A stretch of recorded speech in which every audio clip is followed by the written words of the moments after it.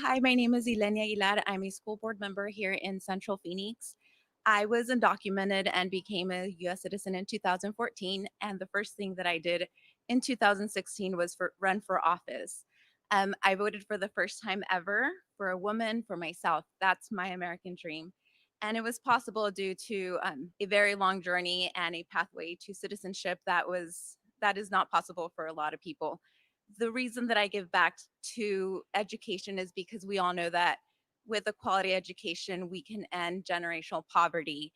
And, for me, going to 15 different schools and having quality teachers really did give me, I guess, the opportunity and this access to this life that I live now.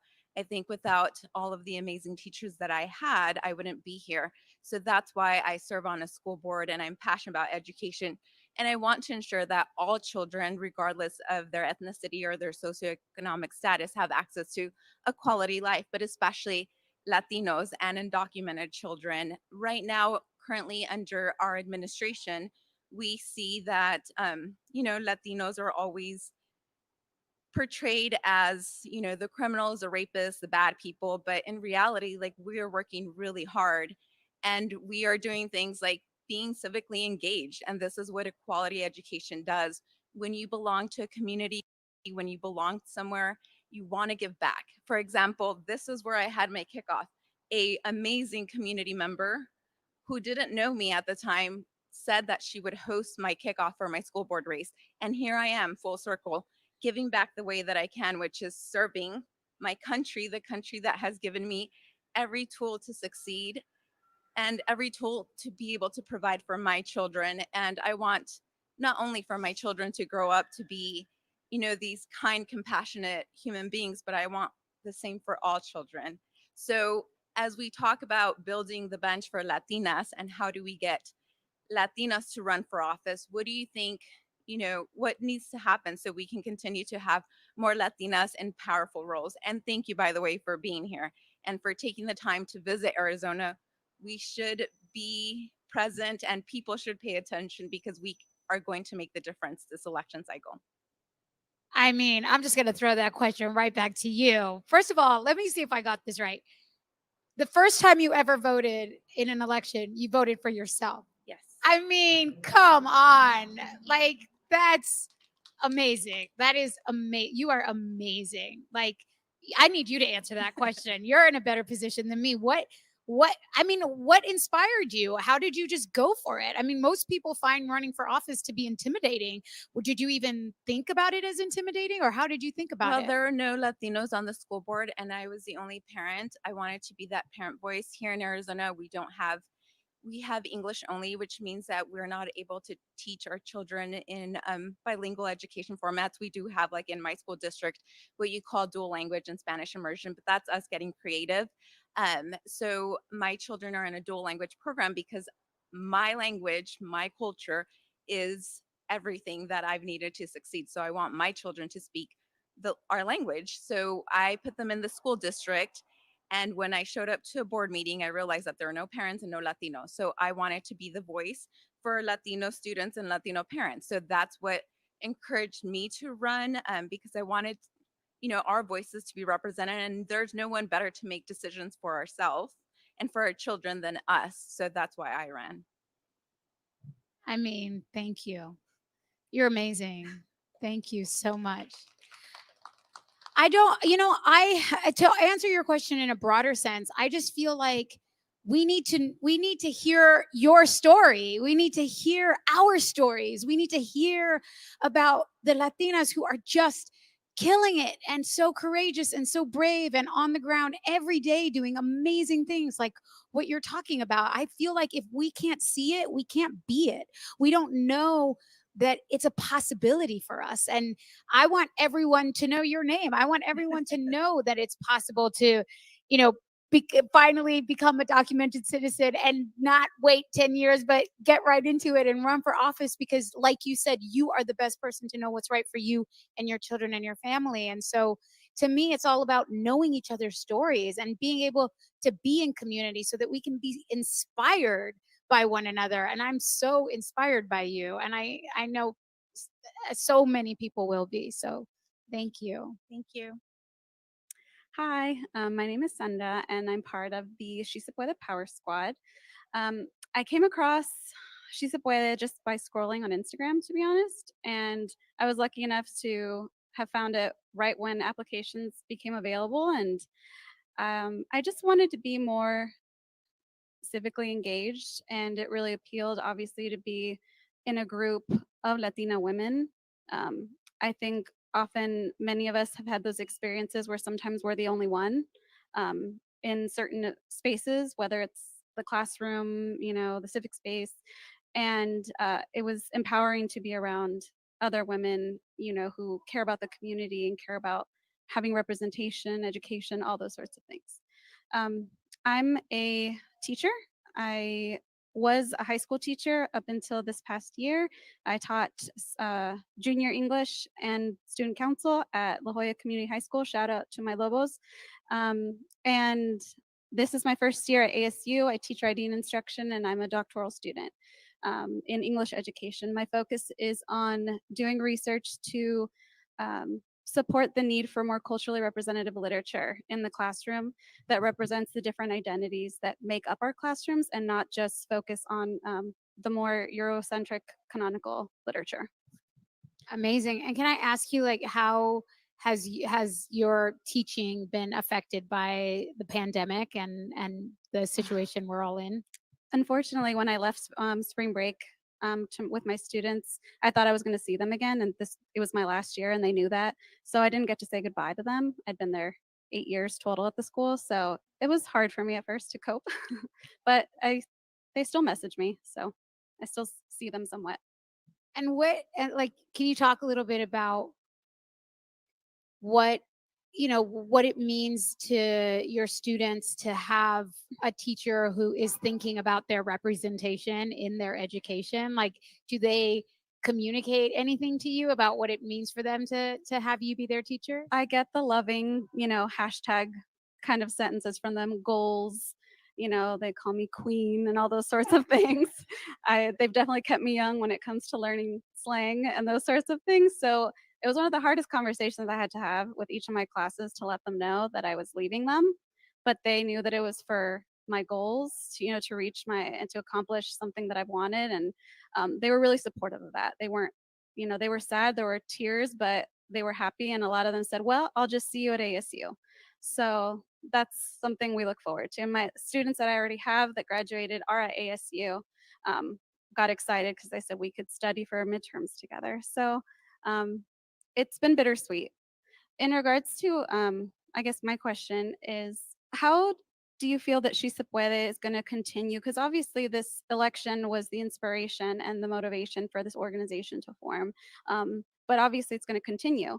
Um, so, is education something that's also going to be a focus in the future for teaching not just how to write an essay, but civic engagement, how elections work, um, how to vote? I think that was a conversation we had last week during the kickoff orientation on Zoom. Is a lot of the intimidation of going to the polls, understanding how to read it.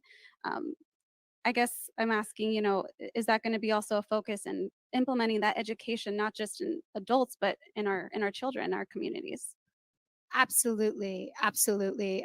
You're absolutely right that that some of the barriers to our community using their voices in elections has a lot to do with a lack of information and education, and a lack of confidence really around the whole process, because oftentimes candidates, campaigns, and political parties aren't really interested in engaging Latino communities until 2 months before an election. And then, the headlines are the Latino vote is going to be the deciding factor. And then they decide, 2 months out that Latinos matter. And then my phone starts ringing and Eva Longoria's phone starts ringing. And they're like, help us get out the Latino vote. And it's the worst strategy you can imagine. First of all, it's insulting to think that all Latino communities need is for you to, like, show up with a banner 2 months before an election when you've had years, and a whole career to prove that you care about the community. And you're right, what we're lacking is real investment, education, information, resourcing that helps us build confidence in our role in democracy, and really to build power. And the truth of the matter is, part of what inspired the 10 founding Latinas of She Se Puede was the knowledge that we cannot depend on any candidate, any single election, or any political party to invest in our communities the way we need investment in our community. And so part of this is about us doing what other people have failed to do, which is to say, how do we build power in Latino communities beyond one election cycle? She Se Puede is not about the 2020 election. She Se Puede is not about the next 4 years. It's about the next 50 years. It's about the next 100 years. It's what is the community building and the resourcing and the information that we're giving our communities now that are going to allow us in 50 years to show up with the full force of our potential in this country. Because we can talk about the growing numbers of Latinos all we want, but we know that demography is not destiny. We can have as many Latinos as we want, but until we know how to see our power, believe in our power, and act it up out of that power, nothing is going to change. And so, to answer your question, this is a long game, and we're doing everything we can. Because this election is so incredibly important, and the stakes are so high for our community. Uh, but they've always been high for our community, and they're going to continue to be high. And really, we're the ones we're waiting for, right? And so uh, the hope is that we model for everybody else what the expectations of our community are. If you want our voice, then you need to invest in us. If you want our vote, then you need to care about us, not just in your election cycle. So that's the goal as far as it goes in civic engagement. And we're brand new, we're just starting to build community, and we need feedback. You are the experts, you're the ones on the ground, you're the educators and the organizers who we need to engage with. And really, we need you to own this platform as your own, to say, this is what we're missing, this is what we need. And the hope is that She Se Puede is something that we build collectively, and that is not just about a couple of people getting it right, because 10 people at the table are never going to have all of the life experience needed to build something that truly speaks to all of us. So thank you so much for your work and for being an educator, and how amazing that you're, going on to higher education and to be a role model for all of your students for, what's possible. So thank you. Thank you for being here. So Yeah, appreciative. Thank you. thank you. Buenas tardes. My name is Eva Masadiego, and I am the National Director of New American Leaders. And with that, I hold the great honor and responsibility to train people like us, to train immigrant women, to train women of color, to train mamas and daughters to believe in their untapped potential, to run for office, to run for school board, to run for Congress. And we've been doing that for 10 years. And as you said it, this is not just an election year. This is for our future, the future of my child, and the future of our community. So thank you. And I have actually was able to attend your special launch, She Se Puede, as a partner organization. And I was sitting in my closet because it's become my new workspace with my 9-month-old baby. It's the only space that's quiet. And I remember sitting there and listening to you and listening to Eva and like her energy. And I just felt an hermandad. I felt a sisterhood. I felt as a mom, a new mom, a working mom, a career woman, that for the first time in a long time, I felt connected. I felt connected because I saw people like you, people like the women here today. And I thought, if they can do it, I can do it. I can raise my 9-month-old baby next door, and I could try to inspire more women to run for office. So thank you. And I'm just grateful to be here. When did you have your baby? 9 months next week. So I had him in January. I had him like I have him here, but no, he's not. But yeah, he's 9 months next week. I had my daughter in May. Oh my In May. gosh. She's So if you 5 can do it, I months. could do it. Yes. Yeah, well, if absolutely. you can do it, I can do Yeah. it, right? That's awesome. Yeah. Well, I had a similar question, but I'm curious to hear. I mean, I've seen you on the road for many years. This is not your first election cycle, America, at all. But hearing and seeing so many communities, like from your perspective, like what is the biggest misconception of the Latina woman that you've seen or you've heard? Wow.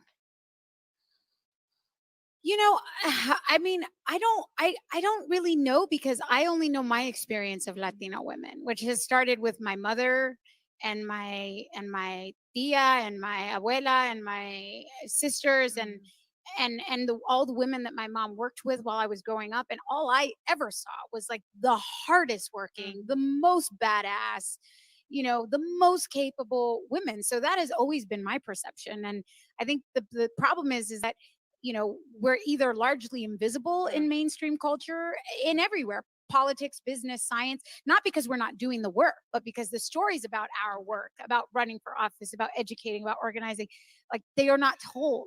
And I think so much of people's ideas are just based on terribly limited, awful stereotypes. And I mean, I will say that what you just said about what you felt in your closet, sitting in your closet, that is why we built She Se Puede.